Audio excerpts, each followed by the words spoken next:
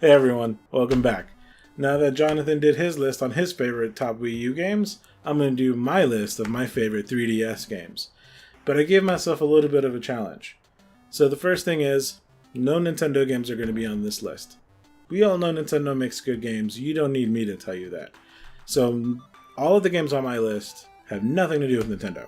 Secondly, I was looking at games that got a retail release. So if there was a cart that you could buy in a store, it's going to be on this list. If it's a download-only game, that's going to be its own separate thing, because there's so many good games on the eShop that it really deserves its own special list. Couple of honorable mentions, games that I haven't played yet but are on my short list to buy. We got Phoenix Wright Dual Destinies, or Dual Stories. Whatever the Phoenix Wright game is, I want it, because the old Phoenix Wright games were amazing. Some of my favorite games on the DS. A couple of other games include Bravely Second. I haven't played that yet, but I hear that game's amazing. Same with Shin Megami Tensei 4 Apocalypse. Just came out a few weeks ago. So those games are supposed to be real good, but I haven't got my hands on them yet. So with all that, here are, in no particular order, my favorite top 5 3DS games. Number Apples, Dragon Quest VII. Dragon Quest VII is a re-release of an old PS1 game that didn't get a lot of love here the first time around. And it's really easy to understand why. It was probably the worst looking PS1 game. Horrendous cutscenes. The localization was rough by the best standards. But this game got an all-new visual update, keeps the Toriyama art that we all know and love, and my favorite thing about these games is its localization. They do such a good job of making every area in the game feel like its own thing. Every island in this game has its own European dialect that everyone speaks in, and it's a really charming thing when you go into an island and you're trying to figure out, like, where are these people from? Why is everyone speaking with a weird German accent? Okay, that's cool. Now, this game is a long game, 100 hours easily, but it's a slow burn, but think of it as a short story collection. Every island in the game is its own little self-contained story that adds to a larger piece. The other thing that I love about this game is the job system. I love almost any game with a job system. Unfortunately, you don't unlock the job system until you're about 30 hours in, but it's well worth the wait. Number 2. Why not? Why not number 2? Is actually, I don't have a physical copy of this game because I downloaded it digitally, but you can go out to a store and buy it now. Shovel Knight. Shovel Knight by Yacht Club Games is an amazing throwback to 16-bit platforming. Think Mega Man, but with a shovel. And that's your game. The game has fantastic art direction, amazing level design. The music is so good. I love every single track of music that I've heard from the game. And the content where you can come back, and the New Game Plus is really great. And I just read that the Plague DLC that was amazing, that lets you play as one of the bad guys, has now become free. So there's really no reason for you not to pick this game up.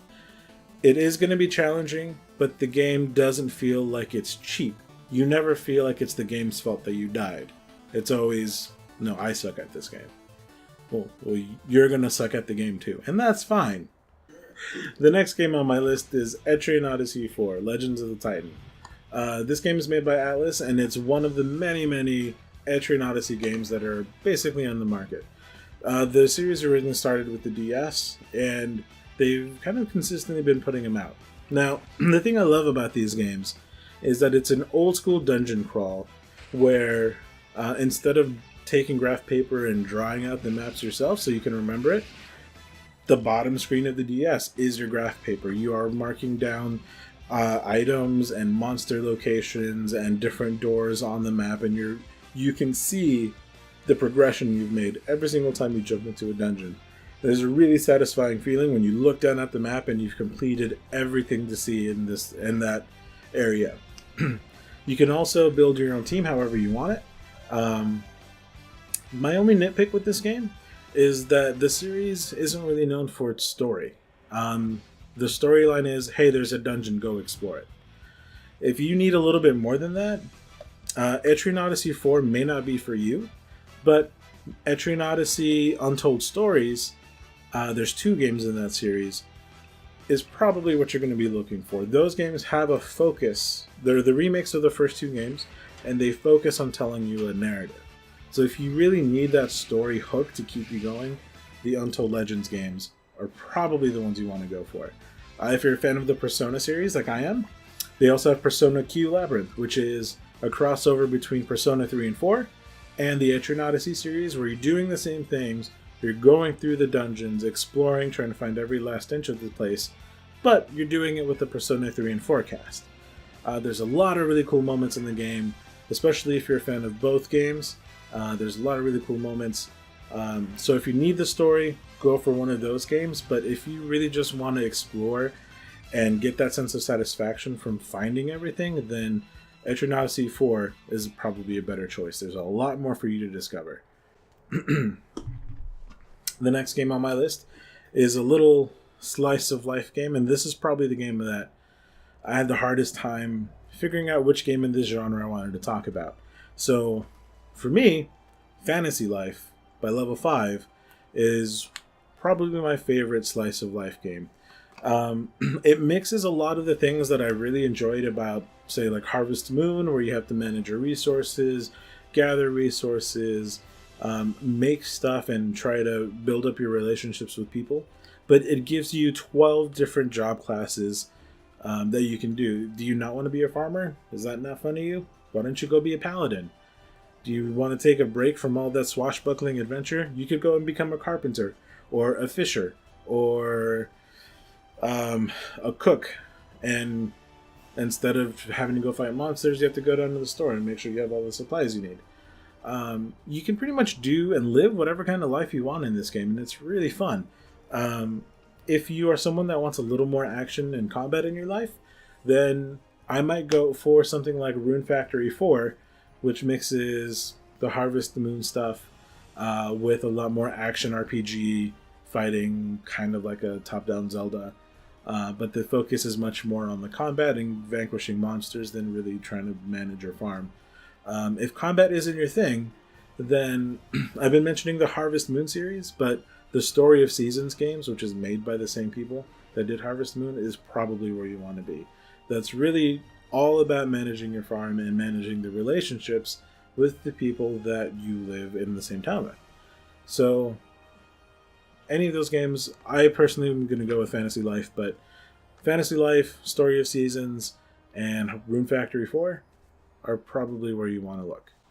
Now, for the game that I've probably spent the most time with, this series that I know I've spent the most time with of any of these games, and my favorite is probably, because it just came out, my favorite is Monster Hunter Generations. I love Monster Hunter so much. There is a special place in my heart with this game. I've been playing these games since the PS2 era, and it's really the only game that I can think of that makes you better as you play. It doesn't just make you stronger so you can beat the monsters. I mean, don't get me wrong, punching a dragon in the face is amazing, but you feel like a hunter the more you play this game, and the game does it in very subtle ways. The first time you log into the game and you start trying to fight monsters, you're kind of just exploring and you don't really know what's happening, you don't know what to look for. Then you start running into monsters and they will destroy you if you don't know what you're doing. But you start learning, you start seeing their patterns, you start seeing things in the environment like, oh, there's a nest. This is probably where one of these monsters is going to go once they're hurt. You start noticing the areas that they tend to stick around in. You start noticing where their weak spots are. You start understanding where their openings are. This game does such a good job of teaching you how to fight its monsters. And you always have something to work for. There's so many weapons, there's so many armor sets, there's so much in this game that you could try to go after that you always have a goal. If you ever get stuck, it's not a matter of grinding levels because there are no levels. All it is your progression of items. So if you need to fight this fire dragon and you can't beat it, well, maybe let's get you some fire armor so it doesn't hurt you so bad. If you think that you're better off, if you think the best defense is a good offense, maybe we should get you a nice water sword or an ice sword that will help you take down that giant dragon in a couple swoops instead of focusing on trying to absorb as much damage. So you get to control how you want to fight these things, what route you want to take. You're learning about all of them. And it has probably the best multiplayer co-op of any game I've ever played. You have to work as a team in order to take down some of these monsters. When you get to the multiplayer stuff, the monsters can get so crazy and so different than what you're normally accustomed to that you're going to need that backup. And when you find a team that works together really well, and you got your hammer user pounding away at their face to try to get them dizzy, and someone with a bow gun off to the side trying to do damage from afar and heal you from afar, and you got your great sword user behind him trying to chop off a tail so you get an extra carve. There's so much coordination going on that when you find a good rhythm into this game, the game just sings, and I could sink days into this game. I probably have already. Also, quick shout out to Capcom, and especially starting with Monster Hunter 4 Ultimate. They started doing free DLC every month. They supported that game for a little bit over a year. And it looks like they're going to follow suit with Monster Hunter Generations. They've already put out 2 DLC packs where you can get new monsters to fight, new variations that will give you special armors for both your characters and your sidekick cats. So I know I want my sidekick cat to look like Mega Man, and I am not going to stop playing this game until my cat does. So those are my top 5 games for the 3DS. Let me know what yours are. Did you like finding out about any new games that aren't by Nintendo? Do you want to hear a Nintendo top 5 list? Let us know in the comments below. And like always, don't forget to like and subscribe, and find us on all of our social medias, Twitter, Instagram, smoke signals, whatever. Wherever it is that you like to communicate, you should come and find us. We also just launched our Patreon page, so if you enjoyed what you watched and you think it's worth anything, come and click on that link down below, or over there, or maybe it's over here. It's somewhere. I don't know where it is. So click on it wherever you can find it, and if you feel like it's worth anything, drop us $1 a month. That'd be helpful. Anything you can give to keep the channel going will be much appreciated. All right, so thank you guys, and I'll see you again. Boom. Oh, that's magic.